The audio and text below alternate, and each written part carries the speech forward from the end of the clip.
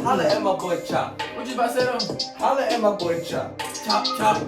Nah, my boy about to pull up on me, man. Yeah, he coming through, man. He got some real shit to spit to tonight, man. Alright, that's what's up, man. Yeah, bro. Hey, you'll never believe what he is, too. What you mean?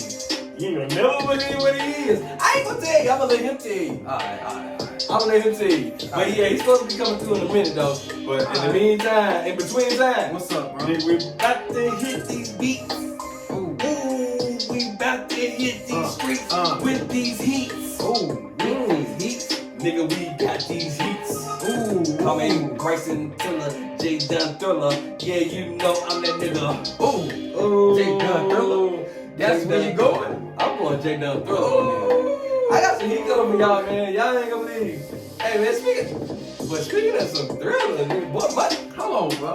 my nigga just pulled up. Hey, my boy Nigel. My boy Nigel. What's boy Nigel, bro?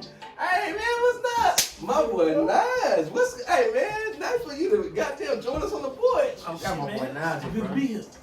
Hey, Welcome. welcome. Hey, girl, hey, mama. Get some lemonade. We need that You want some lemonade. lemonade? Hell yeah. You gotta get that Yeah, lemonade, boy, we bro. got you some cups now. We got some shit for you. Now, she got some of that Uncle Who that? Ernest. Uncle What's Ernest. up, Uncle What is it? Ernest? That's a moonshine right That's there. a moonshine. That's a moonshine. I ain't talking about Hey, Uncle man, Ernest. y'all ain't My gonna Uncle Ernest disrespect make that moonshine. that black owned whiskey. This now. Uncle Nearest, bro. That's the Uncle Nearest. Nigel brought that Uncle Nearest in here. You gotta hold that. Oh. You gotta turn around You the gotta other turn way. around the right way. You gotta Hold turn on, bro. Let me do my work now. Let me do my work. See, I said you gonna hold it like this. You gotta hold it like this. And then you gonna spin it like that. You You know what I'm saying? Because you gotta be nearest. Uncle When Nearest. he near, he nearest. When she get into you, his spirits. When his spirits get into you, When he nearest. Drink that, let the spirit of the ancestors take you place. 1856. What you know about the Uncle Nearest, Nige? Hey man, I'll put Man, you on I there. brought it because it's a black owned company. Uncle Nearest was the dude that taught Jack Daniels how to make whiskey. So when I first heard that, I was kind of my feelings because I thought he was like a slave for the Daniels family. But no, Right. the Daniels family actually wasn't rich like that. So like he was a slave, but the Daniels family was like they was workers too. So they actually used to work together. And then what let me know that Jack Daniels was a real one was when he got on, he kind of took Nearest with him. Real. Like, He ain't leaving behind, bro. like this company is fairly new. I want to say it's the last like maybe 5-10 years, but like Fairly new at Daniels only brought. 1856. Well, no, it wouldn't start at 18. Well, yeah, like this company individually hasn't been producing whiskey since 1856. Oh, okay. So That's when the recipe but came. I think that's when the recipe came. But so now like he's Ooh, sound like Jack Daniels has had people from the Nearest family like in their power structure all throughout. Like they was like even back when in Jim Crow and all that type of stuff. If it was one black family you couldn't touch in Tennessee, it was the Nearest family. Real. The Because Nearest they knew family. they fucked with the Daniels family, and wasn't nobody messing with Jack Daniels and his family. Nah, not unless you. Oh, so the nearest and the Daniels. Yeah, So the nearest and the Daniels was. they was tight. It was tight. It was That was people. Nah, They were people. he ain't lean behind. He ain't take the. I'm be real. It would have been very easy for him to just take credit and say, "Well, I came up with this. I don't want to hear that from nobody a else." moment. Nah, he was a real. A moment in Black history. For Black History Month. Is Jack Daniels? What was Jack Daniels? Jack Daniels was what? What you mean it was Black folk? Oh, No. The Nearest. Jack Daniels was white. Yeah, But the Nearest, nearest, his family. Uncle Nearest, he was like, yo, fuck that. Jack and them doing that shit. Well, at one point, I guess somebody told Jack Daniels, "Hey, you need to talk to Nearest." He got makes it. back then. I don't know if they was calling it whiskey. He made hooch. Yeah. You know what I'm saying? That He got that So that's recipe. bathtub roof. Bathtub roof? Come on, bro. Come on. made Where you hooch. at? I'm on that life. Come on now. Jump with You me. need to talk to him about that recipe, and then blew up from there. Damn, bro. That's crazy, Nas. Man, a moment in Black history that we didn't even know. If y'all don't know about Uncle Nearest, man, y'all go check him out, man. Y'all Go go cop check a it bottle. out. Uncle Nearest. It's two different bottles. It's this one and another one with a white label. I think this one is I think that's the better of the two. Okay. Yeah, it say premium. This Hey, premium. this is premium whiskey. Premium whiskey. It already got me feeling premium. Yeah, the spirit of the ancestors. why you call it. It is. I feel it. And it's Black History Month too. So like I said, We definitely doing it for him. Uncle Nearest For hit hard. them. We doing it for him. Hit hard let's at put one February. up for Uncle Nick. Man, put it up for him in the red. They hit hard in in the February. red cup. In the red cup. My boy Nigel done made it to the Little known Black goddamn History building, facts. man. What's What's up, up? boy Nigel, bro? What's up, Nigel? Man, how you been, bro? Good to be here, man. We talking about now. We talking about Nigel from way back. Too. We talking about nigga from Way way We back. talking about Nigel from way back, bro. So you talk about way back. I known Jay Dunn since Ooh, What's happening? 2001. What's happening around 2001? We was freshmen in high school. it's 2020. No, Stop it. no, look, 21. Now look, that's you. I done known Will since Man, 89. 1996. 96. It's been a while, like bro. that, man. It's been a long time. The boys are We still was in little PBs elementary, out there bro. running track. Yeah, we we still in goddamn. Summer track. Yeah, bro. Oh yeah. What's the Real, little walking shoes?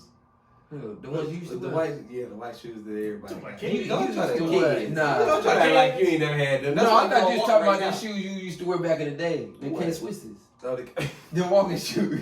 was the walking shoes back in the day. I didn't know which era you was talking about. Nah, I I ain't thought talking you about was that. That was K-Swiss era. way back before then. We had the Okay. kids. See, I know Nigel since the Coney's was hot. Hey. When you had, you know what I'm saying? I know my boy since Saucony's was hot. And man, Will had the hot Sauconys back then. Since the My Coney. boy had the They hot was blue and Saucony silver or something Yeah, like that. yeah, Yeah, yeah, he had hot yeah. joints. and the New Balance. And ooh, With the big end. when you got a With what the was the big end. what was the sale? Big end. What was the sale? They had a fire ass sale. Oh, they had the fire sale. Like you had 2 for It $89. was 2 for 89. 2 for $89. It was 2 89, wasn't for it? $89, bro. You can get both pairs for 2 for $89. It was 2 for 89, 2 bro. for $89, bro. We gotta That's see mind blowing, bro. that back in the day. The New Balance. That back. Yeah. That back. That fat back. See, I didn't know Nigel since my first pair of Air Force One. Ooh. They were curled up. My the first black pair. ones. Nah, you really gonna disrespect me? Like I'm gonna get a black pair of Air Force Ones as my first pair?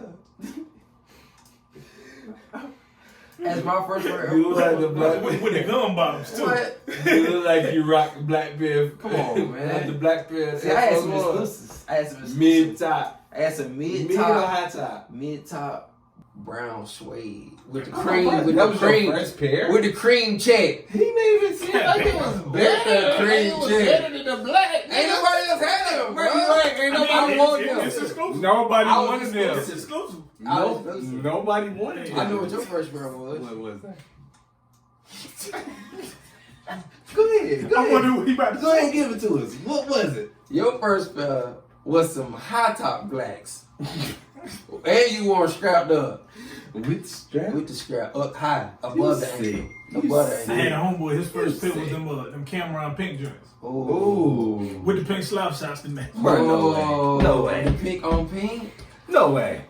Bro, your first pair had to be Dang, the bro. all whites, bro. It had to be. That was Nah, that see, I was rule. before You the had to all get the whites all even got high. And that's why you didn't know the rule. That's why you got the goddamn cream color, whatever you got. See, you could rock this. What'd you say? Cream You or could rock wheat? this. You said cream or wheat. You Then could you- rock this. cream You of said- wheat? You said we'll rush through the door. Yeah. Oh, geez, different. I've been around now just so long since you had your first pair of Timbs Yeah. without the gun bottom. Shut up. Yeah, I ain't you never wanna bought play? the. I You ain't wanna never play? bought the team. You want to play I ain't never You had wanna the play? teams without the gun bottom. without the gun bottom? Play man. with you. Tell them Play in how the we- streets somewhere. Way back, man. Play it. Go out there and play in the street. Way back. But Go out fuck there it and play up. in the street. Where we know each other from, Nas? Like we talking about AAU track, bro. Charlotte Charlotte Flags. We was bro. like, what, 9 or something when we started? Yeah, I think I might have ran. Y'all I know might have track. started when I was 10 years old. I think I was 10. Something like that. Yeah. Yeah, bro. 10 years old. Yeah. And then we ended up Crazy. going to middle school together Yep. and high school together. Yep. And we was on the same AAU relay for 5-6 years. Yeah. So y'all actually started track at a young age, went to middle school and high school together. Right. Mhm. That's why I met Nigel. I met Nigel in high school. Oh yeah. I met him in high And all this- football team. Yeah. And all this silliness you see in the Porch Talk Boys, this was literally every track Every- bus ride. It's That everything. boy Jay Dunn be singing and acting out, boy. And he say something crazy and I had to give him that look. Every day. Every time, bro. That's Remember it. that look? Every- They done step over the line and be like, Everybody "Hey, gave that We nigga come a out, look, bro. let me get that quarter. Take it back on him. No, I'm I'm gonna take y'all back. Take us back. Y'all remember the freestyle? Ooh. Oh, yeah. Oh, in the lobby. Yeah, no. I'm talking on the bus, Yeah, track on the bus. On the bus. I'm talking about. I thought you talking about. I'm talking about that I side. thought you talking about when we was in the gym, lobby. Which one you talking about? Which one you talking about, bro? That daggone, hey, what's that, what is it, Lord have mercy, or Good God Almighty? What was it? I can't remember. That was that, dang, bro, right now. It was so known. Bro. Everybody knew that one. Nah. Everybody knew that one. I can't even remember what it was. It wasn't Lord of Mercy. It was, dang. It's hard to remember, bro. I can't remember it. That's I'm how mad right now. I can't remember that. I can't It's gonna hit you randomly. It's gonna hit us randomly. Is, We'll be talking about something completely different. He'll be like, hey, bro. God damn, that's what it was. That's what it was. You know that was gonna happen. I can't You remember know that was what gonna it was. happen. But yeah, man, like, we go all the way back to Charlotte Flights, bro. I'm talking about, like, we learning life lessons out there on the track and field, bro. Life lessons, bro. Now I'm teaching. Yeah. I'm talking about me and Nigel go back That to y'all when, didn't know. when we got caught with girls in our room, bro. Ooh, yeah. I'm talking about way back, bro. Yeah. boys at a young Yeah. age. We got caught with girls in our room, bro. And nationals, too. Boys Yeah. being boys Nationals, at a young boy. age. Yeah, bro. Me Y'all and my brother nasty, way man. back, man. Y'all niggas nasty, man. But like- How am I supposed to be doing that? No, we just had a minute. We was talking. Okay. You know what I'm saying? Right. We just I'm talking. hit it from you. So, Just conversation. You know what I'm saying? I'm Yeah, not good, man. no This details boy necessary. judge. No details That's all it necessary. was. So. You know Joe what I'm saying? Brown. I'm not neither one of them. But yeah, man. Hey, go back. Take me back to them times, man. Like, what are some of the things that you remember from back then that like helped you out to this point, bro? Yeah. From the track days, man, Yeah, like from back in the day, man. I tell people all the time, man, I attribute the ability to like set goals and chase them. You know, like work ethic. Like there's a lot of people who start out in sports and they like good instantly. Right. Yeah. You know, so then, you know, it's kind of up to them exactly how hard they want to work to keep it going. Like, I wasn't that dude. Right. Like, I was not good when I started. So I was working hard to be decent, you know, and then, you know, you keep working hard over time, you get better and better, and then, That's with anything. you know, then when you hit that age, when your body start changing and stuff like that, you know, Yeah. went well, it hit a growth spurt, you know, When lean life- out, when life muscle, all that type of stuff. Yeah. Yeah. And I already knew how to work hard. Whereas if you started out good and you didn't know how to work hard, and everybody start catching up to you, like what you fall back on? Like I promise that. You don't work mediocre for 3, 4, 5 years and then decide, oh, I'm gonna outwork everybody starting year 7. Like it just don't work like that. Like I said, everybody can't be a Jamil Cupperson. Oh yeah. That was Everybody right. can't be a Jamil. He did start off rough He started out. He was born with it. from drunk. He was born with it. And see, like mine was like I started off great. Mm-hmm. Then puberty hit me after everybody else. Right. Everybody else already hit their growth spurts. I'm still a little weird. He hit puberty. Will was the shortest one on the relay for Bro, a I'm while. like, Oh bro. wow. Everybody came back and and he called and he me. the oldest one. And Right. the oldest one. Right. I Right. was the oldest one. He was Bro. skinny. He was skinny. Dang. He was frail. Come on. Well, I mean, everybody was Don't skinny try back like then, you but don't- I You wasn't frail, bro. was I was frail. skinny. Skinny was frail. Frail, you took Everybody- too far, bro. So frail ain't. You took too far. Bro. I was skinny. you still cross the line with Fred. So. I was skinny, bro. Too far. Say just call him slender and leave it at that. So, just call him slender and leave it at that. He was slender. Yeah, man. But yeah, like I was gonna say, bro, like with me, I had to learn that real work ethic once everybody caught up to me. I'm like, dang, bro.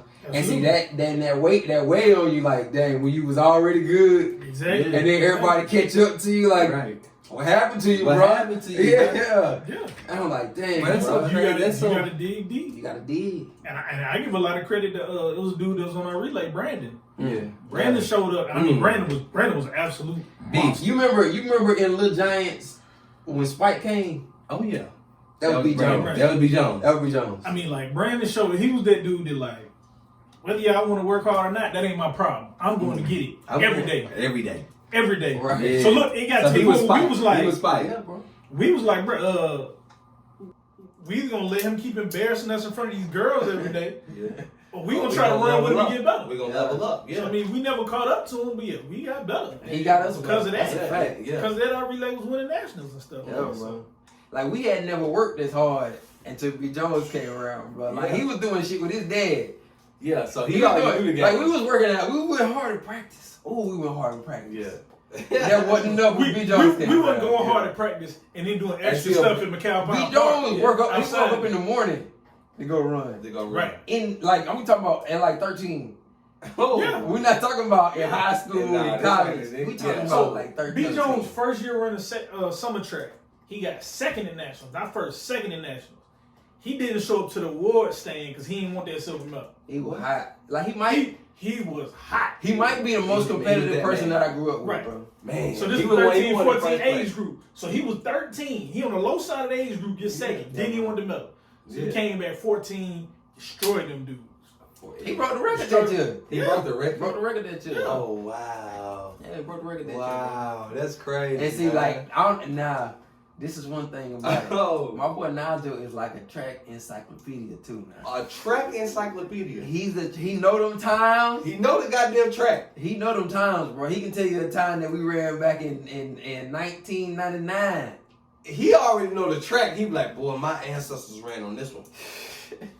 They ran on this one. Hey man, like I'm a track coach now. Like I coach the flights now. Right. I'm talking to the kids. Say that again now. Say that again now. So the same track club that we came up through, the Charlotte Flights. Right. I'm the head coach of the Charlotte Flights now. That's hey, bro. And you see how the universe works because, like, at the end of the day, like I said, bro, he grew up from in the community to actually teaching and growing in the community. You got to give it back, man. Like one thing I give a lot of credit to Coach AJ, our coach. Shoot, I talked to him today about something. He started the flights because like he was working in rec centers and all the hoods they torn down in Charlotte. Yeah. And literally he was like, man, it's the these legendary kids. Hoods. Yeah, I mean, Earl Village and all Village, all Piedmont Course, all them. All that. And he was like, hey man, if these kids don't have a positive outlet, they're gonna turn into a negative outlet. So I gotta give them something.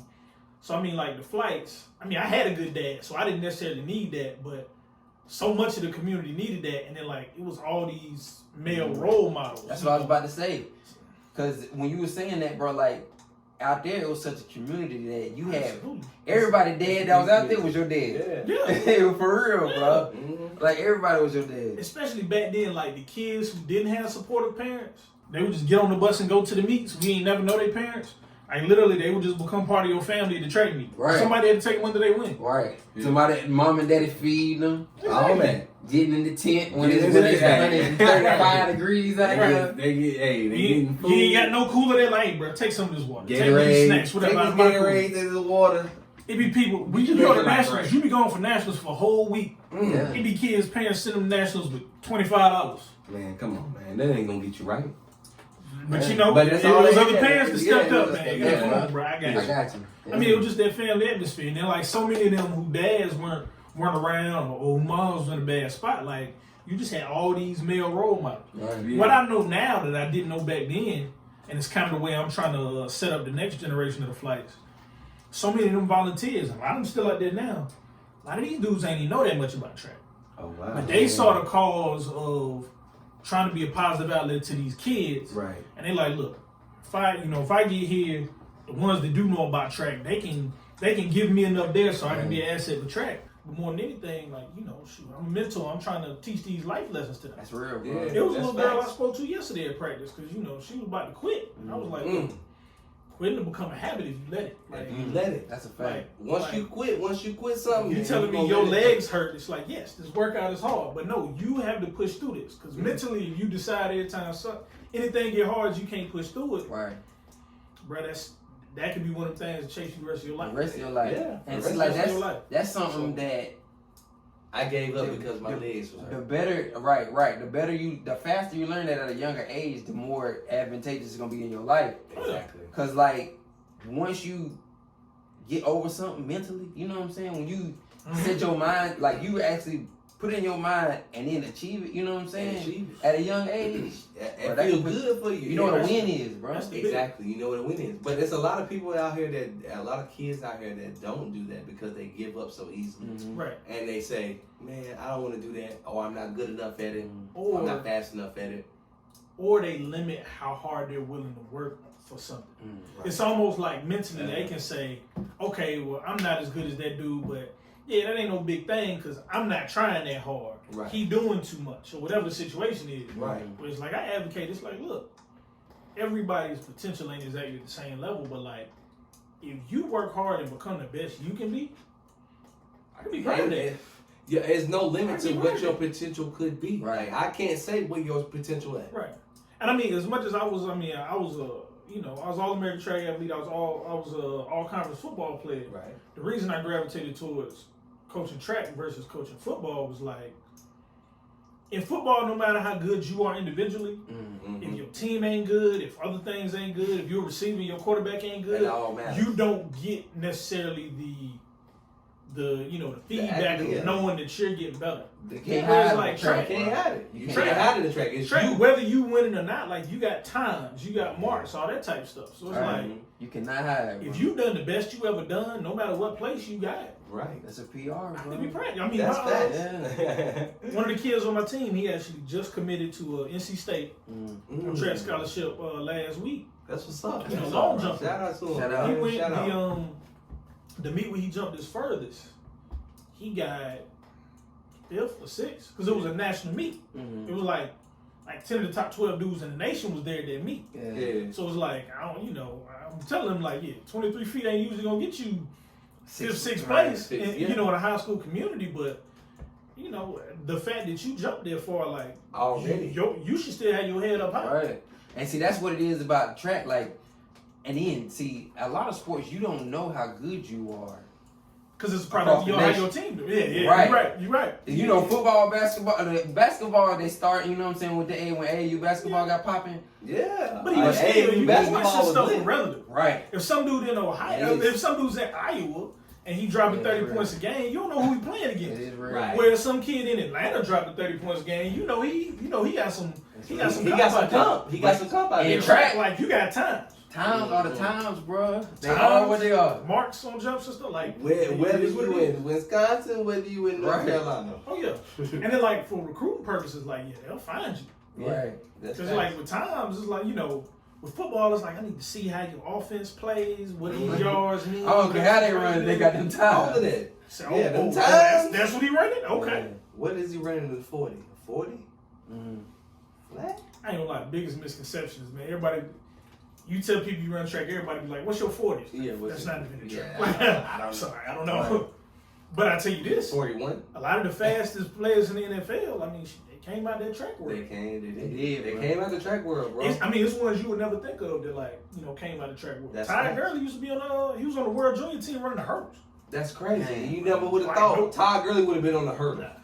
That's wild, bro. One person everybody knew was on the World Junior team was Tyreek Hill. Oh yeah. That dude ran like he must have been on somebody's track team 200 times ever with ugly form. Oh, I mean he but the fastest though. Oh yeah. It don't matter how fast. I don't matter the form. So on the track, people understand this. You flash. He went 20.1 in high school.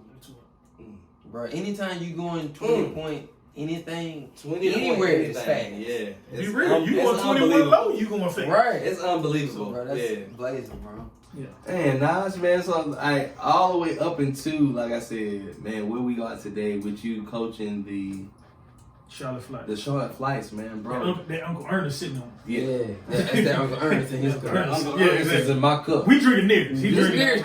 Y'all drinking Nears. I'm drinking Ernest. Yeah, you on that Ernest. Ernest is on me. That fast.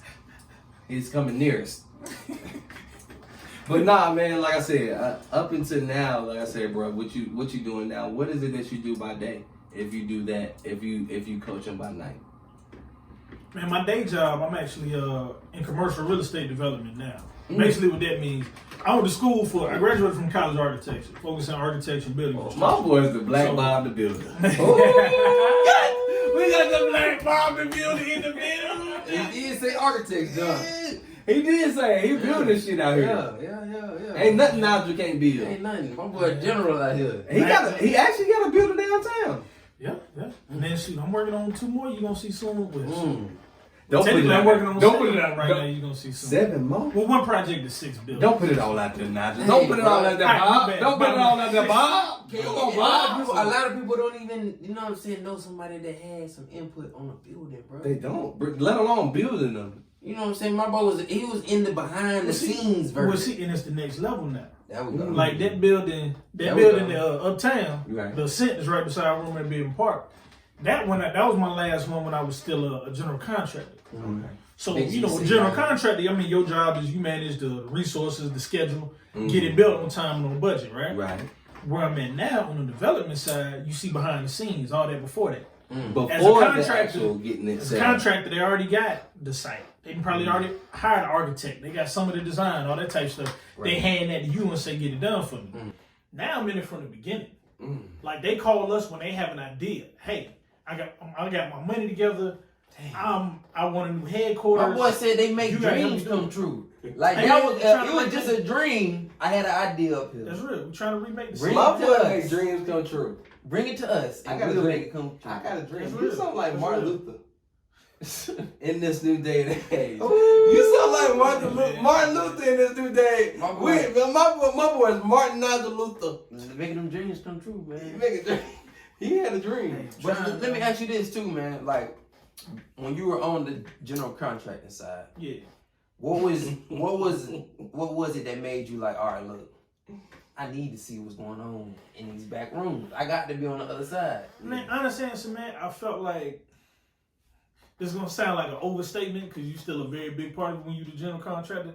Right. You feel like the help. You feel like a hired gun. Like it's a room of people that's making decisions. Once they make the decision, it's like, all right, you the hired gun to make this happen. Right. Like I want to be in that room. I don't think it's enough of us to be in that room. Yeah. So I mean, right now I work with a big company, and because of that, big opportunities.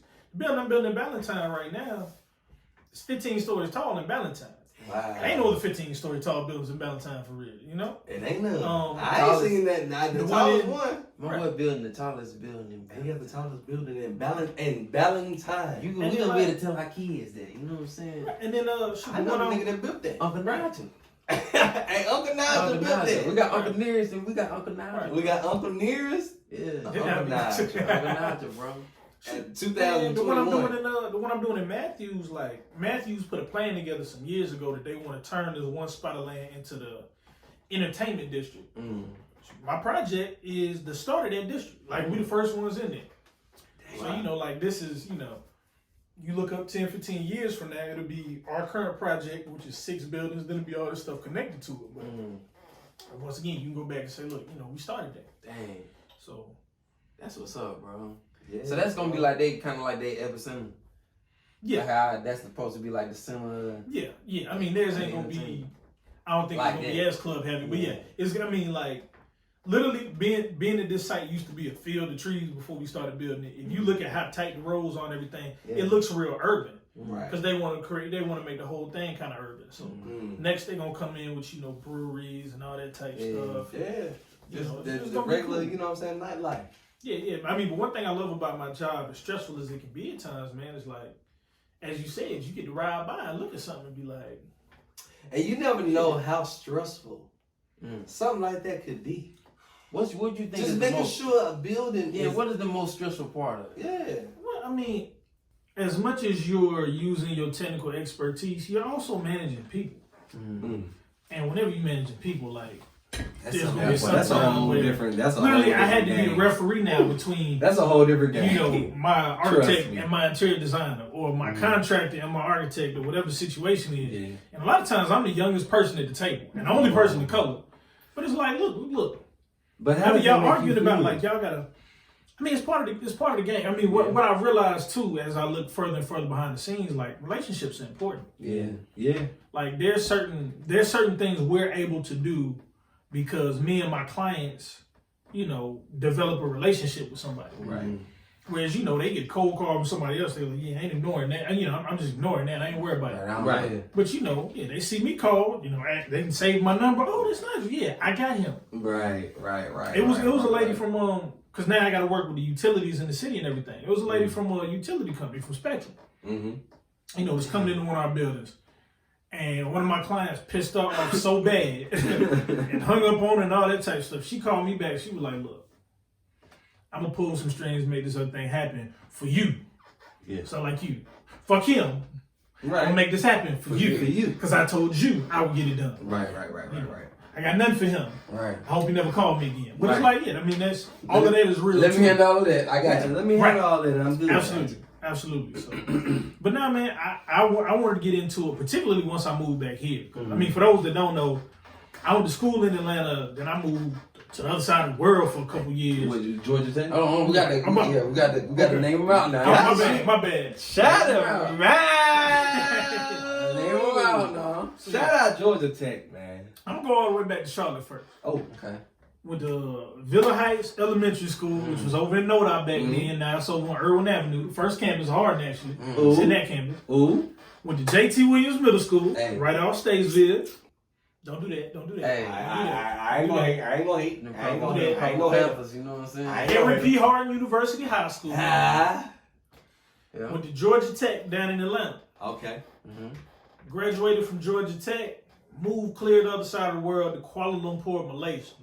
Wait, Worked Malaysia? Yeah. Malaysia. I bet you can't say Kuala Lumpur. Kuala Lumpur.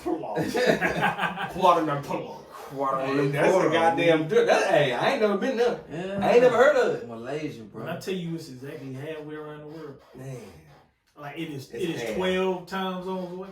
Wow, bro. You get on Skype with people and I would be 12 hours ahead. Wow. Dang, bro. That's just like, tell them, be like, I'm talking to but you now from the future. just to know, like somebody, I know somebody that done been to Kuala Malaysia. He was in the future, bro. He was goddamn over there. He was in the future. It's 12 hours. 12 hours ahead of you. He's 12 hours ahead of me. That is the future. But just to know that people 12 hours ahead of us got more advantage than us. So that head start. Is that a head start? It's 12 hours ahead. If you use it that way. If you use it. It's about your management. But my boy had a head start before we did. Dang, that's what's up, bro. He was ahead of the game. So, all right, that's a good point, too, now. Where did you learn your time management from? Because that's very important. Yeah.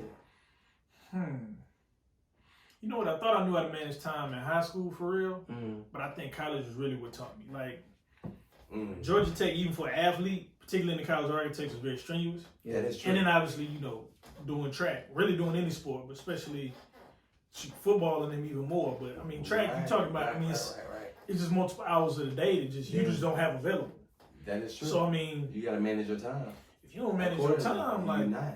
Like, and I always don't handle your business day, you gone. Like, there's schools where, if you're an athlete, the coaches will just, kind of, they just make it work. Yeah, especially if you're producing. I got you. If you're producing, if you like Weezy and you got your face on the side of the bus, come on, bro. You ain't got to do shit. You was on the side of the bus. We're not gonna act like you went on the side of the gun and like you ain't still. They was calling me the on the poster boy because I was on the face of the Carolina website. Central You was on the side of the University. bus.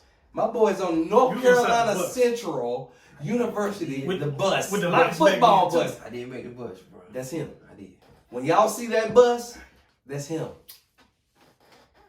I ain't gonna brag. Pointed both cameras. But I ain't gonna brag, but that's my boy. That's my boy. Hey, but like I always commended like athletes that was in college, whether they were top athletes or just athletes in general, that actually was able to manage time, because like it was times where I had homeboys that was in college that was like, man, I gotta get up at 4:30, 5 o'clock to go to a fucking workout, nigga, and then come back and go to school goddamn school, go to class. Yeah. Bro, you up at 4. You just party. You just left a club. You just left a party, a house party at 12:30. What's 2 or 3? I got a story about that. Hey, once again, you got to have a story about that, bro. Hey, that's once a story. again, college of architecture, right? So architecture, for those that don't know, you had to do presentations sometimes. Okay. Well, like literally, it's a big board. You hang all your different. What you got? What's all your your ideas? different. Huh? What's your idea? Yeah, like the whole progression of how you got the way you got in the design. So you got sketches and stuff, and then a little bit more developed stuff, then real developed stuff. So you do your presentation. You usually do your presentation with like a suit and everything on. We had morning conditioning practice at 6:30, 7 o'clock. My presentation was 8 o'clock. So literally, like I had the dress clothes after practice, like I was sweating so hard that I was like, I'm not putting these dress clothes on. It's not. I'm just not doing it. So I showed up and like, your board, because you stick stuff to the board. I stuck some in there. I just put the dress clothes on the hanger, just on the joint. And there was like a guest, review and everything. Hold on, so you brought the. Oh, I had the clothes. I had the clothes, but I was put them up on your board. And put them up on I was like, I'm just gonna have to explain what's happening. Instead of putting them on, you put them on the board. He said, "Now look, I brought them. Imagine me. That's how far he took it. He said, imagine me in these clothes. Imagine me. Look at me. See, I need y'all to vision. And look at me. I need y'all to see the vision. I had to tell him, man, like, it would be disrespectful to these clothes if I put them on as hard as I'm still sweating right now. If I wear these clothes on like that. I'm really in need of a shower, but I had to come here directly from the track. It's not only the track meet, but I'm nervous too. So it's double sweat. It's double sweat. Y'all don't even understand. Y'all don't even understand. It's double sweat. Damn, bro. So now I just had to tell them about the clothes, man, and I did my presentation. I got a very good grade. And there was a lot of my classmates that was in the dress clothes. Kept it so real. Yeah. I mean, it's like they understand. It's like, literally, you see the perspiration. You see all this hard work on my face right here. You can see it on my face. You see this You hard see work all on my this face. shit perspiring. This ain't sprints right here. Nah, that's real. Yeah, this ain't special effects. It's Just to make it. it's just me. Yeah, it's me. Nah, so bottom line, I mean time management. And then like there's certain track meets you might be gone 4 or 5 days. And you gotta come up, you gotta make up that You work. got to know when your event is. You got to know throughout the day. Man, Right that's about crazy. that. Yeah. But to keep up with all of that, Right about that. on top of getting better with your craft or with what you're doing, as far as an athlete, on top of learning the information that they're giving you in college, to get from freshman to junior, sophomore, junior, senior. But it's just like, bro, that's a task all in its own to manage. It's literally saying we're putting you out here to teach you how to manage your life. You going to the Lions then, bro, because it's like this the hardest you done got pushed if you in can't your manage athletic this, career. if you can't manage physically and mentally, bro. Yeah, absolutely. If you can't manage this, you can't and manage that's the shit thing, that it's you got like, going on in life. You don't know who, even if a kid was involved in a lot in high school, their parents are very involved in that. There's a certain level of keeping you in check that your parents can do. And there's a lot of when you get to college, it's kind of like you don't know. I mean, now it's up to you. Right. There's a lot of independence, kids, but that's like responsibility. women and males that had kids early that came to college and was like, damn, I gotta figure out how I'm gonna manage my life with this kid now. That's real, bro. I mean, I tell you, y'all know, I don't watch WWE no more, but one of the biggest stars in WWE. You watch wrestling. I don't anymore. I was into it till, Back then, we was about 14 or so, something like that. Who was your favorite wrestler? Man. You can't even say. I liked a lot of them. You know what? Crazy Sting. enough. I'm gonna tell you crazy enough. I like Sting. Sting was my dude. Obviously everybody liked The Rock and all that. The Rock and Stone You Cold. remember Harlem Heat? I was Stone Cold. Y'all remember Harlem Heat? Nah, bro. Booker T and I remember Booker T. But I remember Booker T, but not Harlem Heat. but it was Booker T and one more dude. I can't think of the other dude's name. I know somebody that do know. My brother-in-law. My brother-in-law know. He was I'm talking about one of the biggest wrestling fans on this earth. That was Booker T. He still watches back before the dreads when he had the hot top. The hot top, yeah. Booker T and one other dude. They was my dude. Hulk Hogan was good. I like Hulk Hogan. See, my mom would let us Ric Flair from right here in Charlotte. Because you want to know why y'all didn't watch wrestling? Because they knew y'all was boys. Y'all had a whole bunch of boys in the house, and y'all was gonna be in there wrestling and trying the moves on. We had to sneak and watch wrestling, bro. Yeah, my brother's 7 years older than me. We was doing wrestling stuff in the house. I jumped off the couch, giving the elbow. Y'all was something like, so you had to sneak in and watch wrestling and goddamn HBO, BET. The Uncut. Yeah. Now, that I had to sneak for. But nah, my bad. I got on the wrestling tangent because I ain't have to sneak and watch BET Uncut. Would you stay by yourself? I'm about to say. I don't want to hear that. You stay by shut your ass up. You watching BET Uncut on mute on the front on the couch. On the couch in the living room. By you on one. I trying to act all big man. I'm guessing he can hear it like this. So nobody in the house, bad, bro. Like he ain't have to watch it on sneeze. You know what I'm saying? I had to watch it on mute though. I did. Nah, but I brought up wrestling. Roman Reigns is one of the biggest stars in wrestling now. He went to my school with me. Okay. He went to Georgia. He was a football player at Georgia Tech. He actually really started wrestling because it didn't work out with football or whatever. But his wife now was on the track team with me. I just bring this up to say you talk about having a kid. She got pregnant while we were still in college. Right. So she moved from like where we was living, apartment style dorms, over to like they had a special dorm for people that had families and all that. So I mean, far as I know, she still finished college and everything with the kid, but I know that's a whole different time management challenge. That's on a whole nother level. I couldn't imagine. That's but just imagine. Like, I had kids till I was, in my early 30s. Right. Yeah. But I mean, see, the fact that y'all got kids now, just imagine having to have a kid and doing what y'all doing now.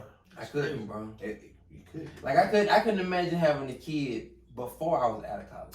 Right. Like I could kind of imagine when I was out of college, but not before then, bro. Like not in school, and definitely not in high school, bro. Because we had, it's people that we knew that got pregnant in high school, bro. They had kids. I almost had to slip up in high school, bro. For real. I could have had a 16-year-old. Sound about right. 16, 17-year-old right now. I'm telling you what'll blow your mind. And I'm not gonna say the names on camera, but you'll know both of them. Right. It's two different people that we either ran track with or was around with the flights back in the day. It's literally within like 2 years of our age. They got kids either seniors in high school or in college. Wow, bro. Wow. That's real.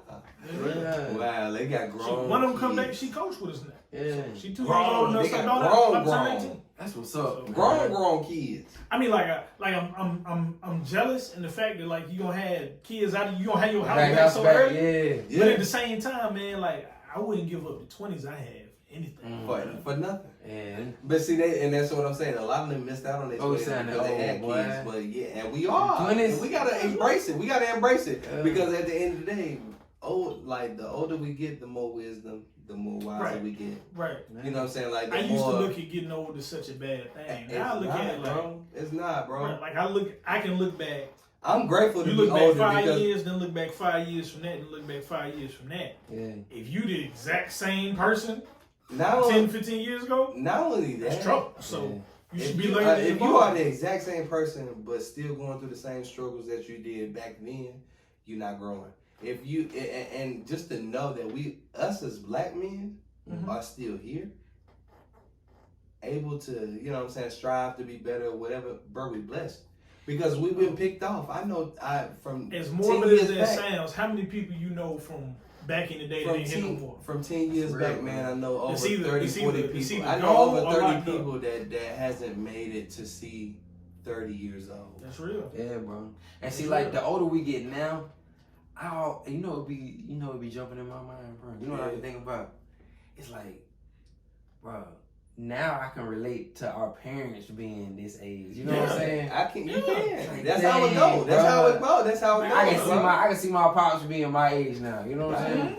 Because just imagine, like I said, times ain't the same, but at the same time, like the times that we living in, it's kind of similar. So what our parents went through. It's so many things. It's still life. It's still life. There's so many things I saw between adults as kids that makes so much more sense to me now than they ever did back then. Yeah. Ever did back then. We that generation now that looking at the younger generation like, but y'all motherfuckers crazy. All right, they wild. Y'all off the goddamn train, bro. I'm gonna tell you that now. I'm telling you, working with teenagers, like talking to them sometimes, I be like. But I think every generation probably looks at the next generation like, man, y'all. That's what it is. It's trickle down. Y'all looking at every time. Grandparents looking at us. Grandparents looking at the parents. Mamas and daddies looking at us. We looking at the goddamn younger. That's how it goes. You know what I'm saying? Like, what is this foolishness you listen to? What are these things that are popular? Like, how do you know this? Right. What are they saying? What are they saying? So now I be wondering, like, how is it gonna change? So that the generation we looking at now is gonna be looking at the next generation thinking the same thing. Right. We know it is. We know it is. We know it is. Only constant is That's how it goes. That's how it goes, bro. That's just how it goes. So being that you out there with the flights now, man, like what's the biggest thing that you try to instill on the kids, man? Because like we was talking about earlier, that push, you still need that push at that age to get through stuff. You know what I'm saying? If you just left up to yourself, you might really quit.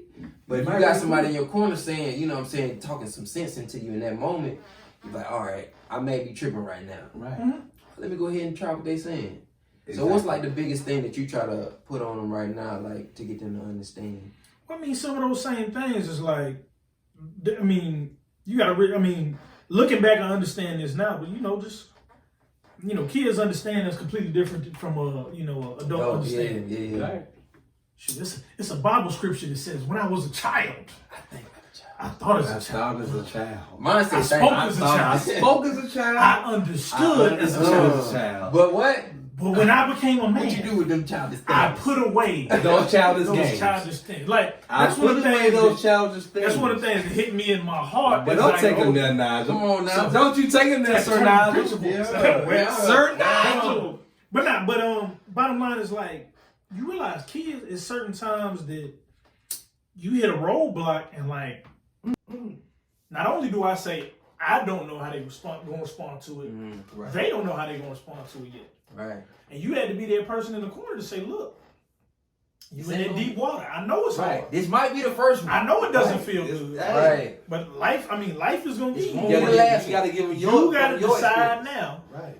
That you're gonna fight through it rather than giving up. So that's what coaches was trying to say the whole time. Yeah, I mean, it's about, obviously I want you to become better in the sport. Right. I really came back because I want to be sending these kids to college and everything else. Right. But just better the vast in general majority as a of them person. ain't going, the vast majority of the ones you see out there ain't going to be college athletes. But if they learned about setting goals and trying to achieve them, or not quitting on something or whatever from it, it's worth it. They win either way. In life. Absolutely. They win in life. Like whether you win in a track meet, whether you win in first place, whether you win in second place, you got goals and gems that you done received within doing this, like saying, damn, I could have quit. Yeah.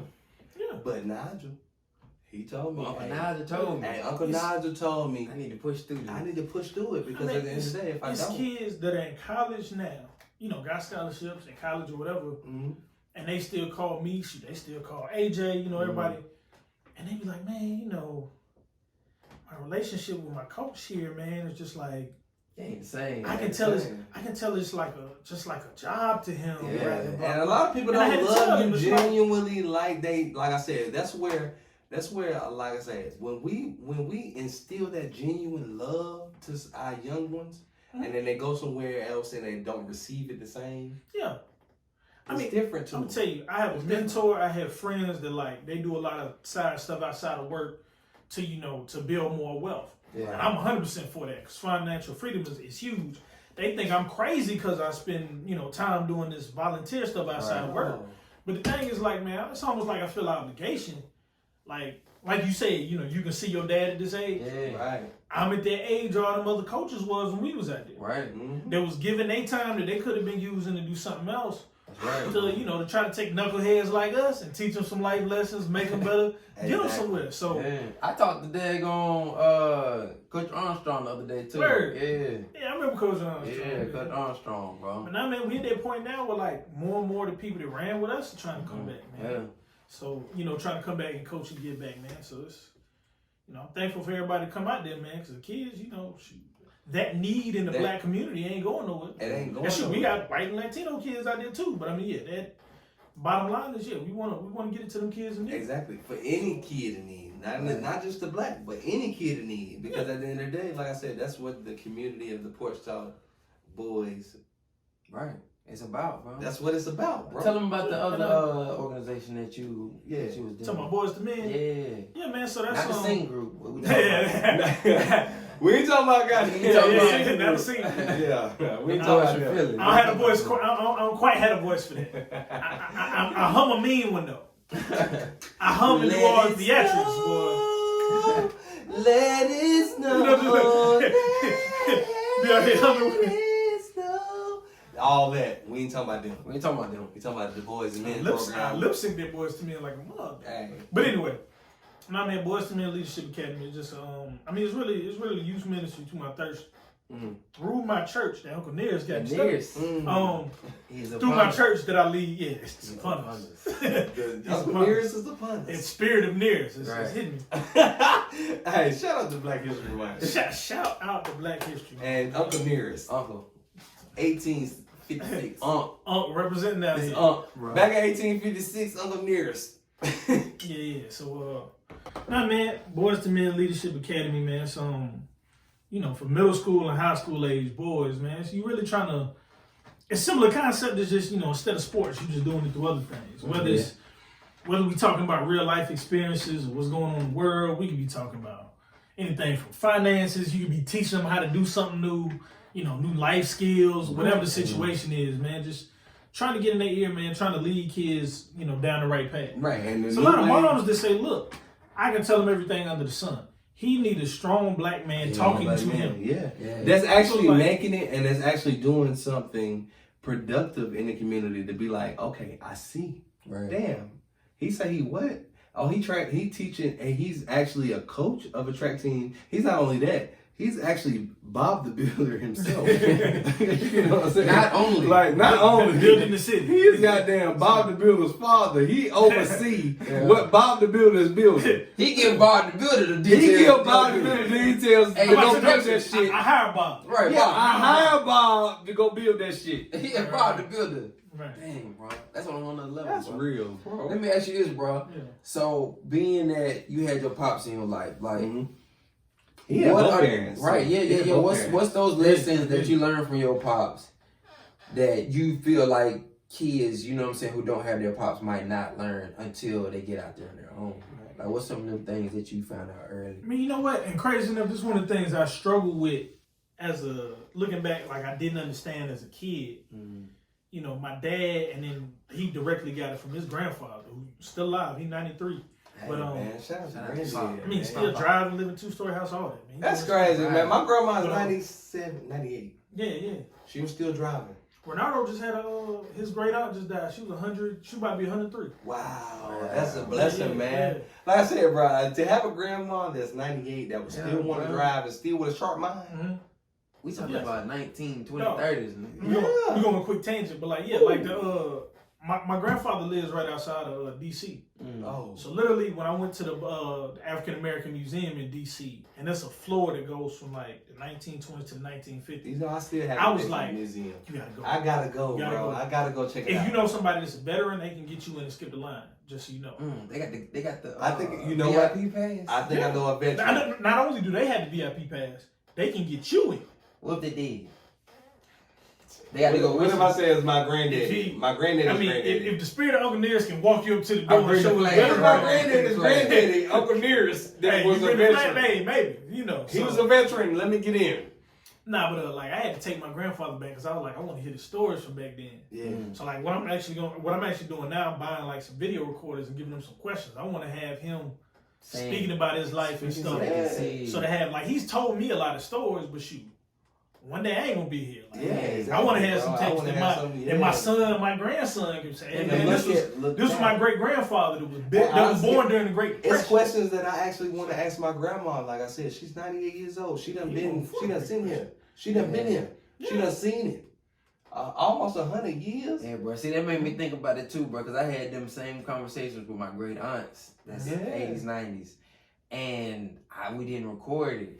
Yeah. You know what I'm saying? So it's like but you're gonna have to tell somebody everything you remember, or it's not going. It ain't gonna come out the same way. Ain't nobody gonna know. It's not. They're like telephone. It's gonna be different. It's gonna be different. You're gonna sensationalize. I'm gonna mess a name up or something. He calls up. I'm gonna mess it up, bro. And then when your kid tell it, they gonna mess another name up. By the time your grandson here, boy, none of them names gonna be right. That's gonna be a tall tale, a fable. That's facts. Yeah, a fable. Straight Aesop style. Aesop style. Aesop style. Because my grandma, she probably knew Aesop. They would. Hey, Aesop was probably getting it in. He probably was getting it in. He probably. You just so I know what you're thinking. Go ahead and say it. Go ahead and say it. He was about to say it. I'm not gonna say it. I ain't gonna say it. I ain't gonna tell my grandma. I love my grandma. My grandma wasn't loose like that. Out of respect to J. Dunn grandma. My grandma wasn't loose like that. I'm not going to speak about the possibility of his grandma busting it open for ASAP. I'll leave that out. I won't talk about that for now. That thought went through everybody's mind at the same time, bro. I'm looking this way, so I saw it. Hey, man. I saw it come through everybody. I'm like, bro, so my grandma met ASAP. I know you said it. You should have said it, bro. Out of here, bro. You set the grandma up. You started the sentence. Don't talk about my grandma. You set it up, bro. Don't talk about my grandma. Hey, but you know what? That's another thing I realized as an adult too.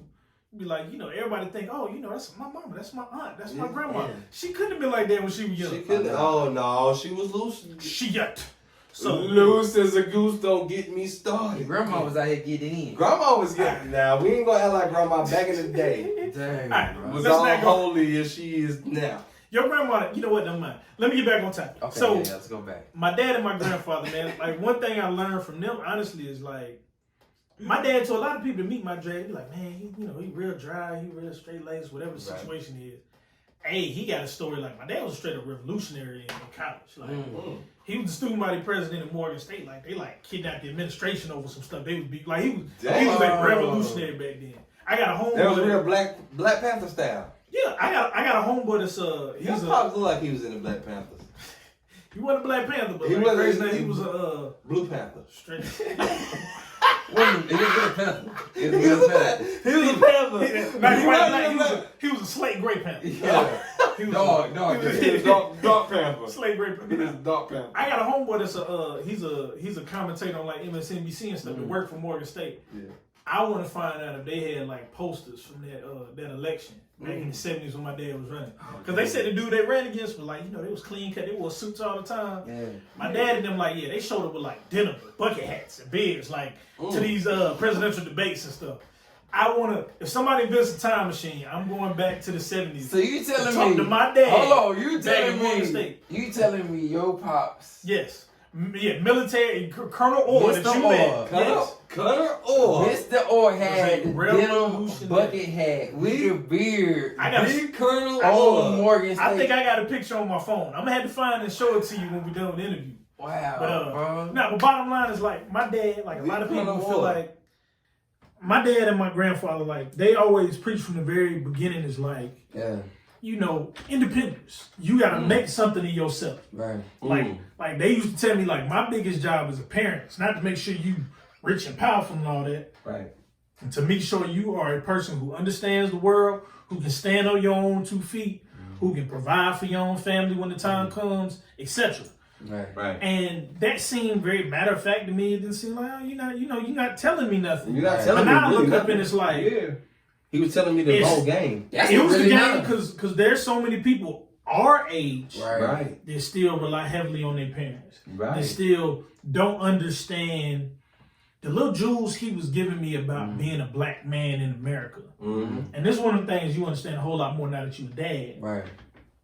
The little jewels he was telling me then, it was like, there's so many people who never had that conversation with their parents. They never had it. And they some of the ones that are at a disadvantage because of that. Right. So, I mean, I'm so thankful. Or can have that conversation with their parents. Or can have, yeah. I mean, I'm so thankful to them. I mean, not to disrespect my mom, but like you asked specifically about my dad. Right. I mean, because my mom was heavily involved in it too. We don't recognize the queens when the queens is. Oh, absolutely. Because mom got to recognize the black queens, man. A true queen. I blew some of my teenagers' mind the other week. I was talking about an old African queen named Queen Nzinga. She was not only was she the queen and like the diplomat working through international relations and all that. When they came to try to colonize her kingdom, literally she like led the troops in the battle and everything. Her herself. And Zena. And they fought off. So she was Xena. Xena warrior princess, but she was a warrior queen though. She was not a princess. She was a warrior queen. But I tell people, I'm like, that's what black women made of, man. So you got to respect it. You got to respect it. Man, shout out to all the black queens, man. We respect y'all, man. To all the black queens, we love y'all. Hey, we might as well go there. You know what I'm saying? What's one of them things that mama taught you, bro? Like we love you. Like you saying, bro, you gonna get different lessons from mama and dad. And dad. Yeah, you are. So I mean, she was in independence, but she was in the independence differently. Like my dad talking about getting a job, standing on your own 2 feet, all that type stuff. Mom was in independence, like you gonna know how to cook you don't know how to wash clothes. You don't know how to iron your clothes. Because I hate to say it, and this gonna sting somebody watching this. And I would apologize to you, but fuck it, I'm not gonna apologize. Don't to you. sting them. Sting them. It's a whole lot of dudes who like literally the only reason they stay in a bad relationship is because you know they lady cook for them, and clean for them, they can't and wash their clothes. They can't do nothing for and the themselves. thought of them having to do that shit for themselves is crippling. It's crippling to them. So my mom was always like, bro, you ain't got to be a chef, but like you need to be somebody. If you bring home a woman that you only with because she can cook and you can't, whatever. that shit is not good enough. Right. You know what I'm saying? You gotta be able to cook other than oodles and noodles and goddamn spaghetti. Yeah. So when I first got back from overseas, that's it. And all that's you can cook, girl, you need some help. Nah, man. When I got back from overseas and was doing a project for the FBI up in Virginia, man, like for the who? I was for the FBI. So. My boy, let me check my boy for a while. Let me check my boy for a while, man. He got a while, boy. FBI, you heard him? You for the FBI? I ain't got nothing. I ain't doing nothing. They need Bob to build. Was a level one, a level 3 clearance? I had to get the deep clearance, but level 3 clearance. You had to get that limited clearance, though. Yeah. You had to get that limited clearance. What's crazy is like I thought that was gonna be a problem because in construction, there's all type of ex-cons. It is. But to build a building, as long as you don't have like a felony like the last 10 years, something you was straight. Because one dude told me, he was like, man, I didn't think I was gonna work here. Right. Because he did some terrible shit, but he did it like 20 years ago. Damn. Some old terrible shit. Some old terrible shit. He ain't that nigga. He started describing one that had to be like, you know what? Just say that. Don't tell me. Don't tell me about it. I don't need any more details. I don't look at you like that, bro. Nigga, you're dangerous. I don't need any more details. Yeah, nigga, you sound dangerous for real. You're not that person no more. These females on my staff, I don't need to feel like they unsafe walking around you. And that's the if thing. you finish telling the story. Like, I'm glad that, like I said, people he's able to be in a position to where he did something 20 years ago, but it's not condemning him to where he could be to this day. Right. Absolutely. As you always have opportunity to change, no matter what your outcome or what you've done in life, you have opportunity to change. Every day you have breath on this earth. I mean, we was in Vegas when our homeboys was there. GP, I've had him speak to my Boys to Men group for that reason. He is a true epitome of. Yeah, he's a what? He said epitome instead of epitome. Epitome. Epitome? Epitome. It's that Uncle Ernest. Nah, dog, I'm about to say, my boy been reading lately. He even got him a new word. Yeah, man. That's the cup. I had to see what the new word is. Epitome, epitome, all of that. Epitome of reform criminal. Like, not even saying criminal, but like at the end of the day, he made a person with a criminal record. With a criminal record. Yeah, that was to reform himself. Yeah, I'm gonna say that. Absolutely. But like I said, I commend GP because like I said, he's advanced far more than what people could ever see him being. Mm-hmm. That's a fact. Far more than ever people could see. Josh called me earlier today, and I'm trying to get him ready for And when he do? What's his word? We miss you, Josh, man. We love you. If you checking us out, man, we praying, we thinking about you. I'm gonna let him know we talked about it too. Yeah, bro, straight up. I know right now he's scheduled to get out in like 2027. We trying to get him out sooner. Yeah, because his sentence don't fit the crime. But we don't need to go off on a deep tangent on that. But bottom line is, you no matter what you've done, you can pay your debt to society. If you come out, if you make yourself something, if you develop skills, if you make good moves, you can still become something. You can still be somebody. You can still be somebody regardless of what you've done. Right. Yeah. Don't have to define it. And like I said, we got people to prove it. That's doing it all the time. It's not undoable. It ain't easy. It ain't easy. Like I said, felons they got now. Like, man, they got their truck drivers. Like that's living a lucrative life. Far more than they can fathom, like I said, but they took the time to learn something and do something and actually become somebody and driving trucks. Yeah, I mean, you have to gain a skill. You have to learn something. Whether it be warehouse, don't think you can just be out here. Right. Yeah. Somebody got a mission. Somebody has to hire you. Like, no, you have to. It takes a strong person to goddamn, like I said, change their wheel. Mm-hmm. From where they been to where they want to go, to where they want to be. You gotta, and once again, you talk about your parents. This is one thing I learned from them is like, you have to make sure you keep your hand on the wheel of where your life is going. Right, that's true. Because there's a lot of people, they take their hand off the wheel. And they say, Jesus take the wheel. Right, just let it go. Jesus take the wheel. Like, I've been a Christian my whole real life, but it's Jesus like, ain't taking the wheel. But it's like I can't pray and then not do nothing myself. Right.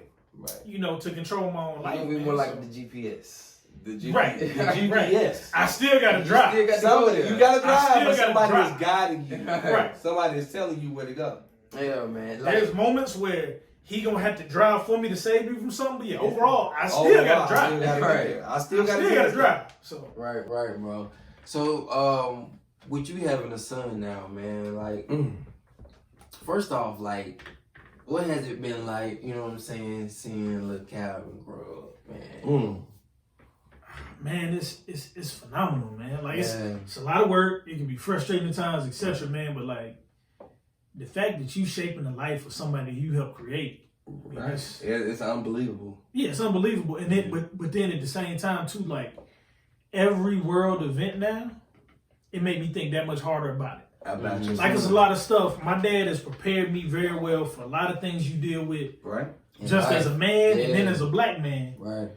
Now, like, I'm already thinking, my son ain't even 2 yet, but it's like you already thinking about, how do I break this down to him? How do I make this make sense to him? Right. At what age do I need to try to have this conversation with him? That is the thing. Like, you know, with Novi, she 8 now, so she really asks questions about everything that's going on. Yeah. She do. She knows. She understands. And it's like, you get to that point where you're like, all right, look, I know kind of what they can understand. Yeah. Because you know your kid too. Like, you know what they can You understand. had to find a way to break it down. Right. It's going to make sense to them. Right. But the main thing is, you got to keep it real with them, man. See, like, I do not be trying to say hi. That's what I think a lot of our parents' generation, and even more the generation before that, didn't do. They're like, man, that's a dope conversation. You don't need to talk about that. You do that enough that, like, when your kid starts to have real questions, they're not going to look at you as a resource no more. Right. Especially they're going to go learn it from, shoot, you know, we went to hard shoot.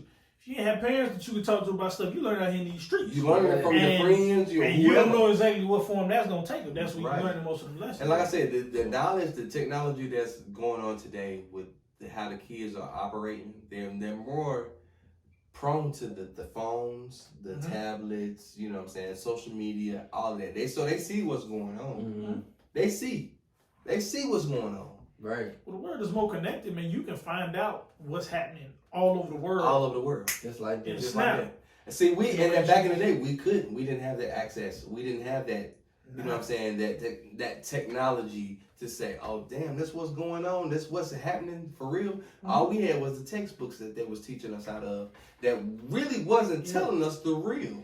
If my dad, if something came up that, like, I heard about and I asked my dad, hey, what is this? Yeah, right. Sometimes he tell me, sometimes he say, you know what, look it up in the encyclopedia. Oh.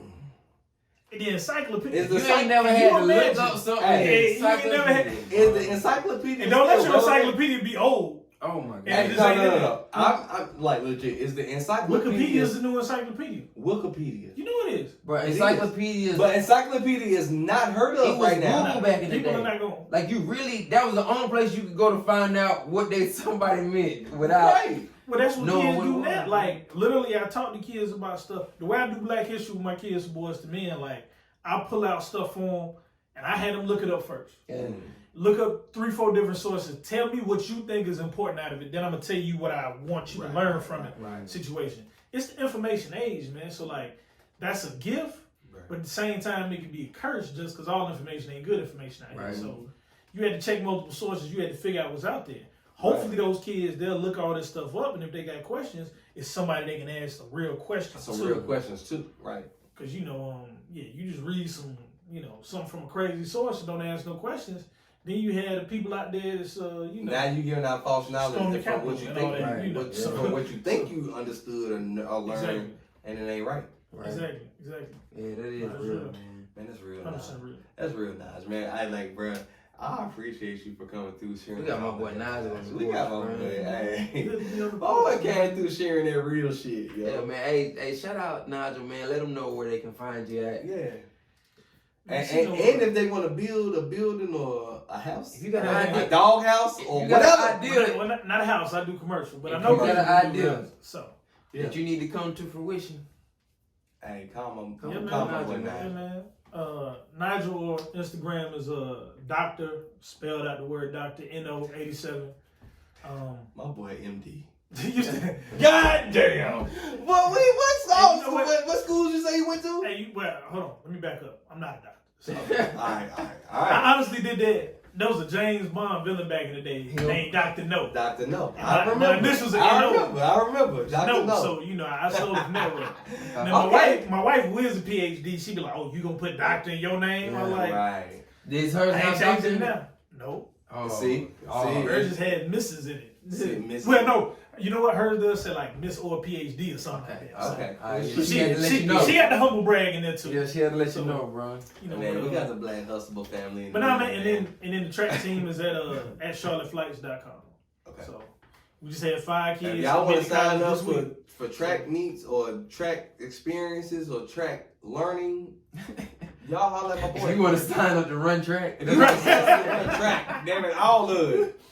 I was gonna let him try to get back to run track. If you want the track experience, if you want to run track, if you want your kid to be, experimented and running and actually having a cause for doing something better, holler at my boy Nigel. Yeah, man. Absolutely. That's real, hey, bro. We got with you, Nigel. Man. Hey, good to be here, man. Know As y'all boys. Shout out to the whole Orr family, you know what I'm saying? Shout out to y'all, man. Shout out to the whole Orr family, man. Shout out to the whole Orr family, because they've been families ever since. I would say support Porch Talk, but the ones watching should be supporting y'all. Y'all already know. Y'all heard them. If you ain't, you lost. For those who don't know, it's called Porch Talk because this really started on the porch. On the porch. Really started. Right here on the porch. Yeah, man, I'm proud of these dudes, man. I know it's gonna blow up, man. You gotta stick with it, man. That entrepreneurial spirit, you just can't give up. You gotta keep going. Yes, sir. You gotta keep taking it bigger and bigger. That's what they're doing, man. With your blessings, man. Absolutely. And many more. And we know you know how to turn things from a dream. Yeah. Hey, but we fucking with Malcolm Nigel Orr. yeah. He had a dream. He's seen our dream come true already. Right. And all my black-owned business promotion and all of that type of stuff. Yeah, it's coming, baby.